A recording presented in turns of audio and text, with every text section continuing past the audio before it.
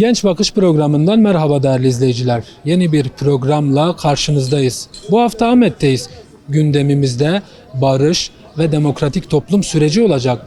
Gençlere hem bu sürecin geldiği noktayı hem de süreçten beklentilerini soracağız. Şimdi gelin hep birlikte programımıza başlayalım.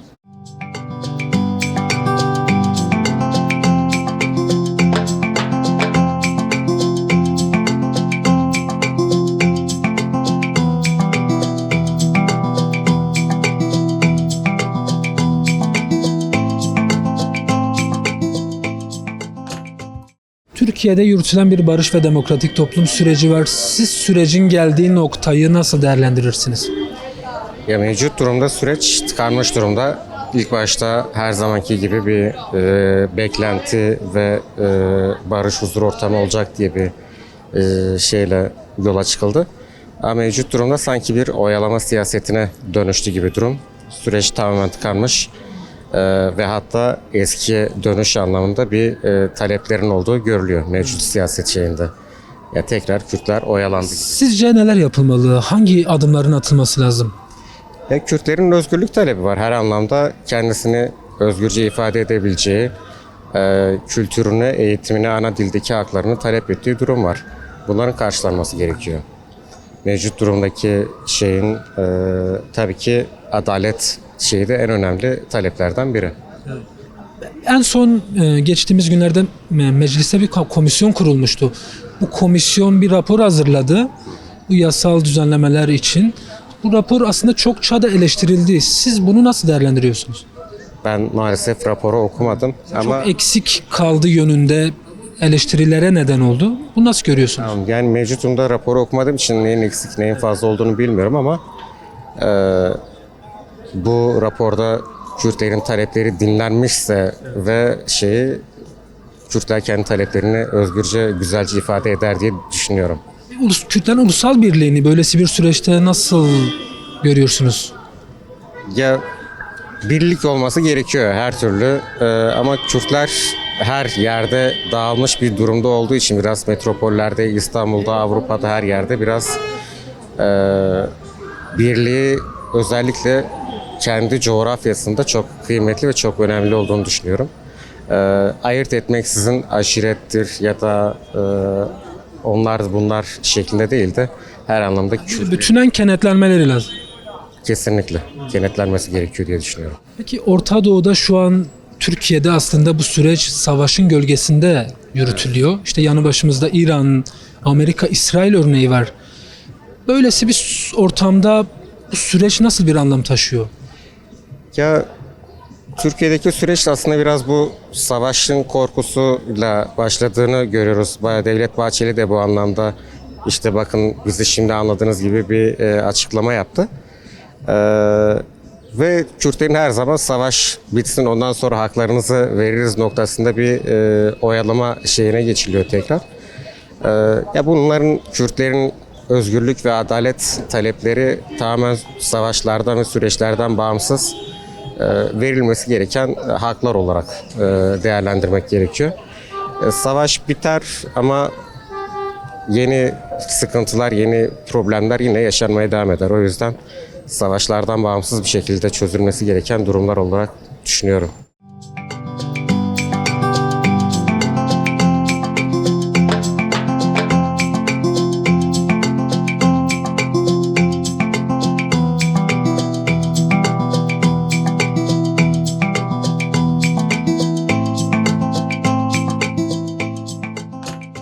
Bir genç gözüyle siz barış ve demokratik toplum sürecinin geldiği noktayı nasıl değerlendiriyorsunuz?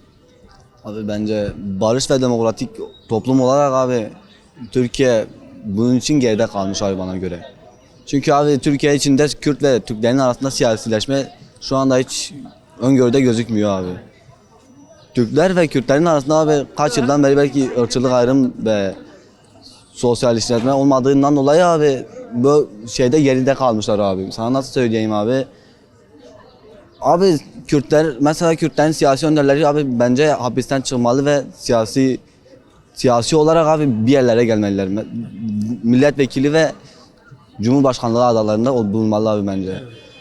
Bir daha abi demokratikleşme için bence abi Kürtlerin kendi... Burada araya girmek istiyorum. Aslında sürecin temel taleplerinden biri de Kürt Halk Önderi Abdullah Öcalan'ın fiziki özgürlüğü. Sizce bir genç gözünden Kürt Halk Önderi Abdullah Öcalan'ın fiziki özgürlüğü sağlanmadan süreç yürür mü, ilerler mi? Bence yürümez abi. Kürt Neden yürümez? Abi çünkü Kürtler 1928'den beri abi Abdullah Öcalan'ın şeyiyle birlikte abi bu yola girmişler abi. Mesela şu anda sana söyleyeyim abi, bir sürü belki şehit vermişlikleri var abi. Abdullah Öcalan hapisten çıkmayana kadar abi bence Kürtler hiçbir şekilde abi bir öngörüde bir adım atmazlar. Birincisi olarak şunu söyleyeyim abi, Abdullah Öcalan abi Kürtlerin en büyük onuru ve saygısıdır abi bence. Abdullah Öcalan çıkmayana kadar abi Kürtler ve Türkler arasında bir siyasi birlik oluşmaz. Abi Kürtlerden korkuyorlar. Bana göre şu anda Kürtlerden korkuyorlar abi. Kürt ve Türk arasında ayrımcılık yapıyorlar. Sizce bir genç gözünden hangi adımlar atılmalı? Abi bana göre Abdullah Öcalan'ın hapisten çıkması lazım. Bir de Selahattin Demirtaş'ın abi. Çünkü abi bizim siyasi liderlerimiz bunlardı bana göre abi. Bunlar hapisten çıktığı gibi zaten abi siyasi olarak gelişleşme olabilir yani bana göre abi. Bunlar zaten siyasi demokratikleşme abi olduğu gibi zaten abi öngörüde olan bazı iki şeyler abi belki onlar gerçekleştirebilir. Mesela diyelim abi terör örgütü diyelim, onların gözünde terör örgütü YPG abi şu anda onlara terör olarak gözükebiliyor ama bizim gözümüzde abi onlar bizim şu anda direnişlerimizdir abi. Onlar eğer ki Abdullah Öcalan çıkarsa abi siyasi bir demokratikleşme olursa bir ihtimal abi belki bu ülkede bir barış ve demokratik süreci başlatabilirler.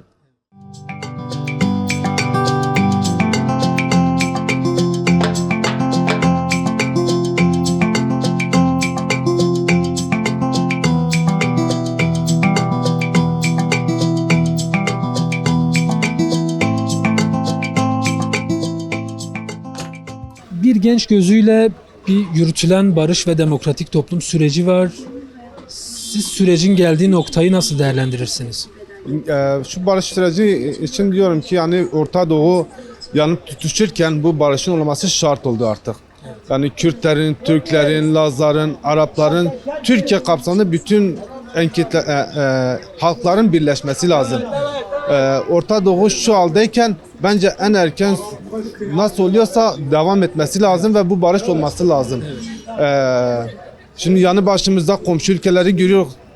Ne olduğunu hepimiz görüyoruz. Yani Orta Doğu perişan oldu artık. Şu ekonominin çöküşü yani diyecek bir şey bilmiyorum. İnşallah bir an önce şu barış olmasını diliyorum yani. Peki siz sürecin nasıl ilerlediğini düşünüyorsunuz? Sizce hangi adımlar atılması lazım? Neler yapılmalı?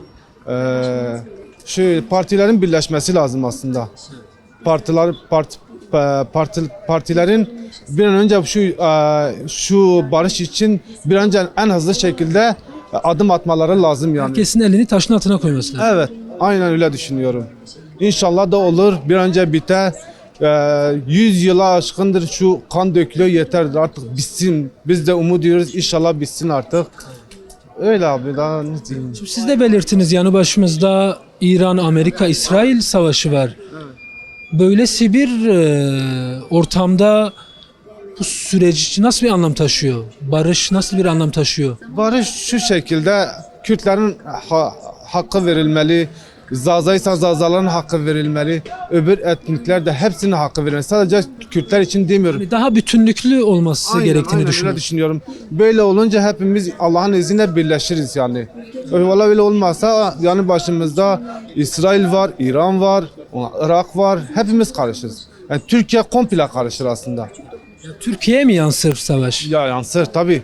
Tabii yansır. Bugün olmasa yarın yansır. Şu an bir şey yok ama ileriki süreçlerde olabilir yani. Peki Kürtlerin böylesi bir süreçte ulusal birliğini nasıl değerlendiriyorsunuz? Hatta biz bunu Rojava'da da gördük. Evet. Rojava'ya saldırılar başlarken Kürtler bütün dünyada birlik oldu, kenetlendi. Bu süreç için Kürtlerin ulusal birliği nasıl bir anlam taşıyor? Kürtlerin İsrail'e sırtını dayamaması lazım. Amerika'ya sırtını dayamaması lazım. Kendi içimizde Türkiye olarak hepimiz bu sorunu çözmemiz lazım aslında. Yani ben bunu düşünüyorum. Yani hiçbir ülkeye sırtımızı dayamamamız lazım yani. Yani bizim kardeşimiz de biz kendi içimizden halletmemiz lazım yani. Aslında şimdi sürecin taleplerinde, temel taleplerinden biri de Kürt Halk Öneri Abdullah Öcalan'ın fiziki özgürlüğü. Sizce Kürt Halk Öneri Abdullah Öcalan'ın fiziki özgürlüğü sağlanmazsa süreç yürür mü? Hayır. Onun bırakılması lazım aslında. Bırakılması lazım. Selahattin Demirtaş'ın bırakılması lazım. Yani herkesin artık şu barış sürecine elini taşın altına koyması lazım artık. Ben böyle düşünüyorum yani. Yani bırakılmazsa Kürt Halk Öneri Abdullah Öcalan'ın rolünü, gücünü, etkisini nasıl görüyorsunuz? güzel bir adım attı aslında. Devlet Bahçeli beraber bir adım attı. Meclise sunuldu. İnşallah bir an önce çözülmesi talep ediyorum inşallah. Buradan gençlere çağrım var mı? Gençlere ülkemize sahip çıkalım. Birleşelim. Biz başka ülkelerde yani medet ummayalım. Kendi çözümümüzü kendimiz yani halledelim. Yani böyle düşünüyorum yani.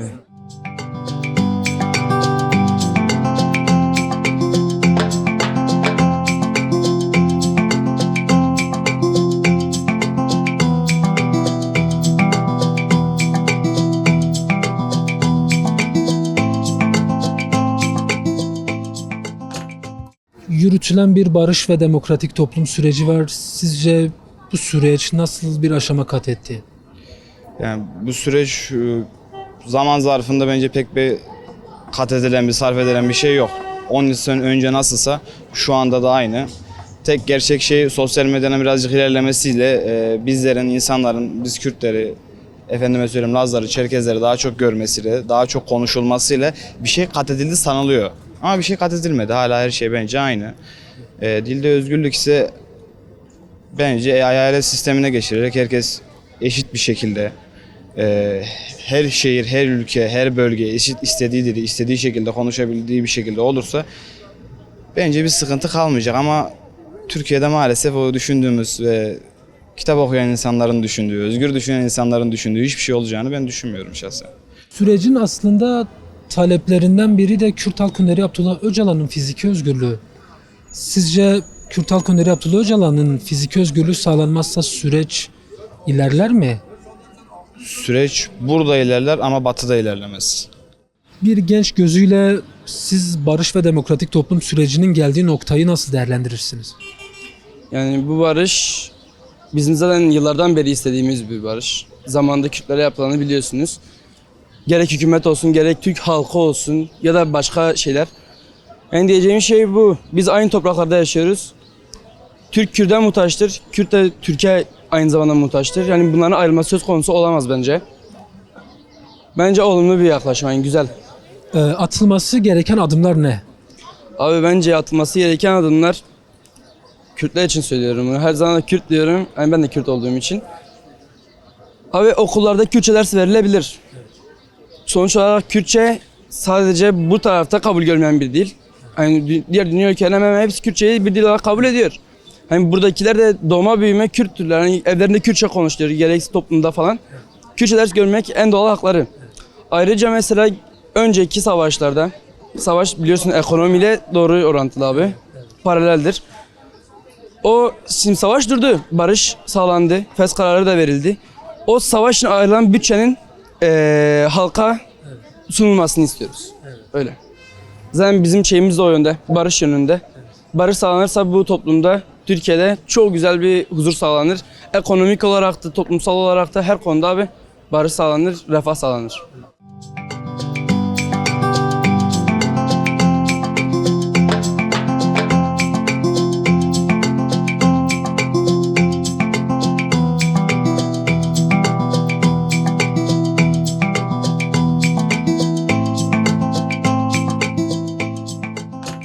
Bir genç gözüyle bu barış ve demokratik toplum sürecinin geldiği noktayı nasıl görüyorsunuz? Hocam barış ve demokratik adımların atılması güzel. Tasvir ediyoruz, beğeniyoruz ama doğru adımlar atılırsa. Doğru adımlar atılmazsa yani barıştan çok daha çok Sizce süreç ilerliyor mu? yani süreç küçük de olsa ilerliyor. Ama tam istediğimiz kıvamda ilerlemiyor. Bunu diyebilirim. Ne olmasını istersiniz? Bizim barıştan istediğimiz özgür irade. Yani kendi haklarımızı bilerek, bunu isteyerek bize versinler. Rahat rahat bir şekilde barışı sağlayabilirim. İçeride haksız yere yatan mahkum abilerimiz, ablalarımız, siyasetçilerimiz, biz bunların serbest bırakılmasını isteriz mesela. Şunu diyebilirim. Evet. Peki şimdi sürecin taleplerinden aslında biri de Kürt Halk Öneri Abdullah Öcalan'ın fiziki özgürlüğü. Siz bunu nasıl değerlendiriyorsunuz? Kürt Halk Öneri Abdullah Öcalan'ın fiziki özgürlüğü sağlanmazsa süreç ilerler mi? Süreç yürür mü? Bence yürümez. Çünkü bir halkın lideri olarak görülüyor. Bir toplumun önden gelen bir insanı. Kürt Halk Öneri Abdullah Öcalan'ın gücünü, rolünü, etkisini nasıl görüyorsunuz? Gücünü, rolünü şöyle diyelim. İnsan hissedebiliyor. Çünkü zamanda en büyük örneği 60 bin, 100 bin kişilik orduyu tek seferde dağa çıkartması olsun, şey olsun. Gerçekten bir lider bir şey olduğu için bir güçlü şey var hocam. Baskın yanı var.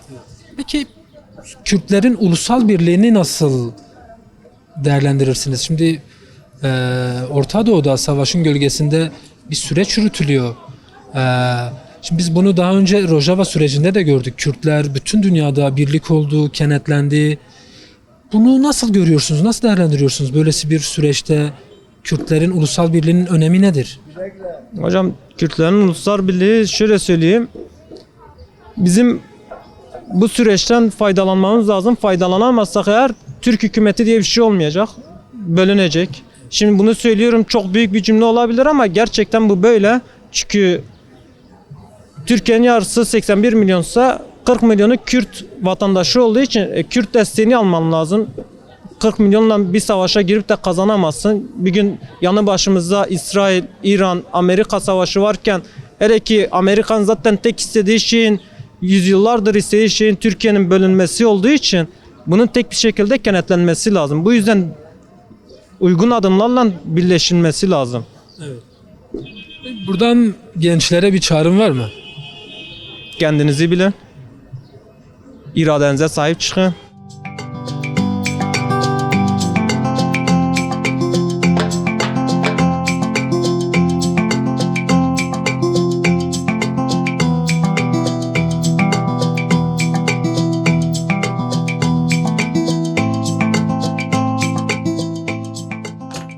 Yürütülen bir barış ve demokratik toplum süreci var. Size göre bu süreç nasıl bir aşama kat etti? Valla bana göre çok yani geç oluyor sanki bir şeyler. Sizce bu neyden kaynaklanıyor? Neden ağır adım atılıyor? Bilmiyorum, artık yani bir hesap kitap peşindeler. Yani kendilerince bir hesap kitap peşinde herhalde. Yoksa yapmaları gereken bir şeydir, en başta yapmaları gereken. Ya bilmiyorum yani. Bunu yapmaları gerekiyor yani. Öyle. Sizce atılması gereken adımlar ne sizce? Hangi adımlar atılmalı? Ya mesela kültürel hakların tam olarak verilmesi. Şimdi örnek veriyorum, mesela o algıyı kırmak, batıdaki Kürt algısını kırmak en önemlisi de odur bence yani. Halk olarak yani. Böyle bir algı var, işte o algının kırılması gerekiyor. Öyle yani, kültürel hakların verilmesi, yani özgürlüklerin verilmesi, resmi dilin olması, bunlar yani. En azından yani insanlar ölmüyor eskisi gibi artık. O da en büyük avantaj zaten odur, insanların ölmemesi. Bu yani özgürlük, yani başka bir şey yok yani bizim istediğimiz. Süreç sizce başarıya ulaşırsa Türkiye'nin içinde olduğu çoklu krizler aşılır mı? İşte demokrasi sorunu, Tabii ki de aşılır. ekonomik sorunlar, toplumsal sorunlar. Tabii ki de yani, tabii ki de aşılır yani, bu sosyal bir sorundur yani. Çok katma değer katar yani ülkeye. En büyük sorunu yani çözülürse ekonomi de düzelebilir. Yani düzelir yani, birçok şey düzelir.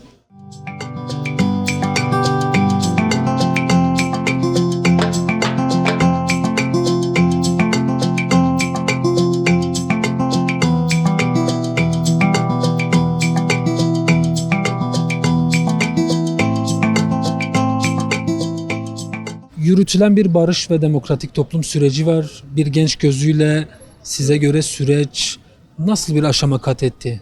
Yani durumu şöyle anlatabiliriz. İlk birinci barış sürecinin nasıl bozulduğunu hep birlikte gördük. Nelerin devrildiğini, kimlerin yargılanıp tutuklandığını gayet açık bir şekilde gördük. Yani geçmiş sürece bakarsak şu anki süreç biraz daha sağlıklı yürümesine rağmen herhangi bir hukuksal bir dayanak olmadığı için sağlıklı görmüyorum. Politikaları sürekli böyle. Bir dönem demir yumrukla yönetiyorlar. Bir dönem yumuşatma, bazen diyalog. Kafalarına göre politik bir duruş sergiliyorlar. Sağlıklı bulmuyorum. Sizce nasıl olmalı? Neler yapılmalı? Hangi adımlar atılmalı? Yani önce bir takvimi açıklamalar lazım. Şimdi takvim yok ortada, bir belirgin takvim yok. Bir genç olarak siz nasıl adımlar bekliyorsunuz? Bunları biraz açabilir miyiz? Adımlar derken örnekleri var. Mesela İspanya örneği var. Kolombiya örneği var. Bunlar gayet güzel emsaller. Onları baz alarak ona göre bir yasal düzenlemeler yapılabilir. En azından oturulabilir. Yani Somut adımlar mı görmek istiyorsunuz? somut adım kesinlikle görmek istiyoruz ama yok ki, bir sene oldu. Hani süreç 10 ay içinde belli olacaktı. Sizce bu bir oyalama mıdır? Ya oyalama değil ama şu anda Orta Doğu'da bir yangın var. Bu yangın sönene kadar en azından bir sükunet. Devlet de, örgüt de, aynı zamanda Türkiye'deki halklar da bir sükunet istiyor. Ta ki böyle şu an her taraf Orta Doğu dumanlı. Bu dumanın içine girersek biz de zarar görürüz. Kürt halkı da zarar görür, Türkler de zarar görür, her kesim zarar görür. Bence bu Kürt halkının Şu anda yapılması gereken yani Demirtaş'ın özgürlüğü bence şimdi barış yaparken barışa uygun davranılması lazım. Şu anda bence barışa uygun davranılmıyor. Mesela Kuzey Irak Kürtleri bombalanıyor İran tarafından. Türkiye'ye de 4 füze geldi. Ne yapabildik? Hiçbir şey yapamıyoruz. Ülke olarak da çok fazla bir şey yapamayız şu anda. Bir tarafta Amerika, İsrail, Avrupa yapılan, bir tarafta Çin, Rusya, İran denklemi. Hani Türkiye'de ateş çemberinde. Bence şu ana kadar İspanya ile Türkiye harika gidiyor. Halklar da bu sınavı atlatıyor. Bizim Kürt halkı, gerek Türk halkı, gerek Kürt halkı, gerek İspanyol halkı, bunların duruşu gayet güzel şu anda. Yani barış süreci isteriz ki olumlu devam etsin ve yasal zemine uygun bir şekilde sonuçlanmasını en kısa sürede istiyoruz aslında.